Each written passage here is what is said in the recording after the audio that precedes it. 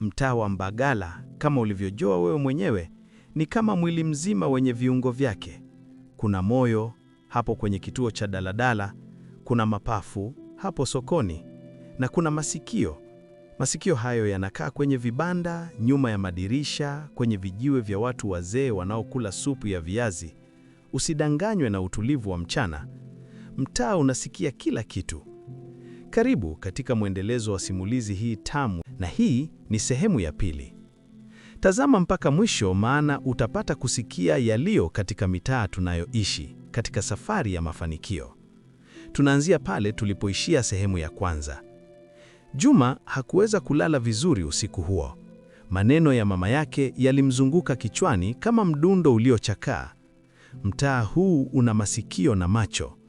Alijiuliza, je, mwangalizi yeyote alikuwa ameona jinsi walivyojitahidi kukokota mkokoteni? Alikuwa amesikia mazungumzo yao na Bwana Kaboi?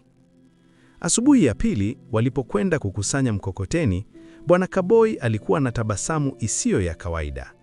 Vijana, nimesikia mmeanza vizuri jana, lakini kumbuka, mkokoteni ni wa kukodisha tu, si wa kukopesha. Msipoleta ada ya wiki mwishoni, nitachukua hata mabaki ya vitumbua mlivyo navyo. Shindo alimtazama kwa shaka. Bwana Kaboi, umesikia kutoka wapi? Mtaa huu ni kijiji kidogo. Kila mtu anajua kila mtu. Aliyaelea macho yake. Na kwa habari hiyo, kuna mtu anawangoja sokoni leo. Asije kuwa amesema neno. Hapo ndipo Juma alipogundua ukweli. Mtaa haukuruhusu kuwa mgeni.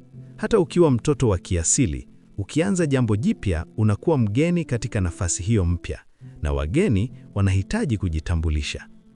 Walipofika sokoni la Temeke, walimkuta mtu mwenye umbo la kutisha anawangoja karibu na vibanda vya vitumbua. Alikuwa mrefu, mwenye mishipa kwenye mikono na macho makali kama ya mwewe. Alikuwa amevaa kofia ya baseball iliyochakaa. Mmekwisha, alisema kwa sauti iliyovunjika na sigara. Mimi ni Tupa, ninaendesha usambazaji wa vitumbua hapa mtaa wa Mbagala Kichangani na sehemu za Morogoro Store. Juma alihisi tumbo lake kuwa mfupa. Shindo alijitosa mbele kidogo. Hatujui, tunahudumia sehemu tofauti, karibu na kituo cha polisi hadi nyumba za wazee. Tupa alicheka kwa kifodile. Sikiliza kijana, hii siyo biashara ya kuchezea, ina mpangilio. Wazee wa sokoni wanauza kwa wauzaji wakubwa wanauza kwa wasambazaji kama mimi, na mimi nasambaza kwa wauzaji wa mitaani. Sasa wewe umekuja moja kwa moja kutoka hapa kwenda kwa wateja wangu. Wateja wako? Shindo alidai. Bibi Nuru na dada Zainab hawajaweza kuwa na mkataba na wewe. Si mkataba, ni utaratibu, Tupa alisema akikaribia. Na utaratibu huo unalinda kila mtu. Wewe unauza kwa bei nafuu, unavunja soko. Haya ndiyo mwendo wa maisha ya mtaa. Kila kitu kina eneo lake, kila mtu ana cheo chake. Unavyotaka kuanzisha jipya, lazima upitie njia zilizopo, au uwe na ujasiri wa kuzipindua. Lakini ujasiri huo una kiwango cha hatari. Juma alijisikia kama aliyefungwa kati ya mwamba na mahali pazito. Upande mmoja, deni la luku lilinung'unika. Upande mwingine, mzozo wa soko uliongezeka. Tafadhali, alisema, sauti yake ikiwa dhaifu kuliko alivyotaka. Wiki moja tu tupatie nafasi. Tupa aliwachunguza kwa muda mrefu, kisha akatema mate chini. Wiki moja, lakini sio kwa bei ya soko. Nunueni kutoka kwangu. Nina bei nzuri, shilingi 600 kwa kila vitumbua. Shindo alipiga kelele. Hiyo ni ghali, tunanunua hapa kwa 500. Au msinunue kabisa, alisema akigeuza mzongo wake. Lakini nawaambia, mtaa huu mnaoutembelea leo hautakuwepo tena kesho. Waliachawa wakiwa na shaka. Wazee wa kuuza vitumbua walikuwa wamepoteza hamu ya kuwaongea. Walionekana kushika ridhaa ya Tupa. Mkuu, hii ni vita, Shindo alisema kwa hasira. Na sisi hatuna silaha, Juma alijibu. Aliyatazama mikono yake iliyojaa mikokoto ya kukokota mkokoteni. Kisha akagundua jambo. Shindo alisema wateja wangu, lakini hakusema nani hasa. Nini maana yake? Ni kwamba turundishe mtaa, tuendelee kutafuta wateja wengine, si wale maeneo ambayo Tupa hajafika. Shindo alimtazama kwa fahari mpya. Mkuu, ndiyo hivyo. Kuna sehemu ya nyumba mpya za serikali karibu na bomba la maji. Hawana muuzaji wa karibu. Mara huo tayari simu ya Juma ililia. Aliitoa kwenye mfuko wake wa suruali iliyochakaa. Mwananyuku luku, Saidi. Juma, umesikia? Saidi alisema bila kusalimia. Kuna mkutano wa wakopeshaji kesho. Wamekaa mkutano kuamua namna ya kukamata mali za wadeni wanaokimbia.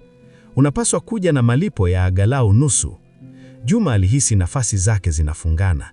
Niko karibu Saidi, nitaleta. Hapo ndiko kuna mwendo wa maisha ya mtaa. Shida haiji peke yake, huja kwa mkusanyiko. Ukishikwa na njaa, ndivyo mvua inavyokupata. Ukishikwa na homa, ndivyo mbu wanavyokuzunguka. Lakini pia, ndivyo ujasiri unavyotokea, usipotegemea. Walirudi mtaani kwa mkokoteni mzito, lakini leo walienda kwenye mtaa wa nyuma uliojaa matote. Walianza kutangaza kwa sauti. Vitumbua moto, vyenye kutosha kama chakula cha mchana. Bei ya rafiki. Waliogopeshwa wakaaji waliokuwa hawajawahi kuwa na muuzaji wa karibu. Walifungua mlango kwa wasiwasi, kisha wakafurahia kupata kitu cha karibu. Vitumbua vilipungua kwa kasi. Jioni walipokuwa wakifanya hesabu, waligundua faida yao ilikuwa kubwa zaidi, 3,000. Tumevuka mipaka, Shindo alisema kwa furaha. Lakini Juma alikuwa na wasiwasi mwingine. Alimuona mtu mwenye sura ya kufahamika akikatiza kwenye kona. Alikuwa amemwona huyo mtu asubuhi na sasa jioni. Masikio na macho. Alipofika nyumbani, mama yake alikuwa amemngojea kwenye mlango. Kuna kijana alikuwa anakuangalia leo. Alikuwa anauza karatasi za kufungia nyama. Alisema, nini mama? Hakusema. Aliniuliza tu kama wewe ndiyo Juma anayeendesha biashara ya vitumbua. Biasha alimtazama moto. Juma, nimesikia kuhusu deni lako la luku. Kwa nini hukuniambia? Na hapo ndipo ukweli ulipomfika Juma. Hakuna siri mtaani. Wazazi wako wanasikia kabla hujasema. Marafiki zako wanajua kabla hujafanya. Na adui zako wanaona kabla hujagundua. Maisha ya mtaa ni kama kuogea kwenye bwana lenye maji machafu. Unaweza kuona juu, lakini chini kuna vitu vingi vilivyofichika. Je, yule mtu aliyemtazama Juma ni nani? Je, mkutano wa wakopeshaji utahudhuriwa na nani? Na hasa, je, Juma atamjibuje mama yake kuhusu siri aliyoificha kwa muda mrefu? Mtaa una masikio na sasa yanasikiliza sana. Sehemu ya 3 inakuja hivi karibuni. Endelea kufuatilia channel hii. Asante kwa kufuatilia hadi mwisho. Nikutakie wakati mwema.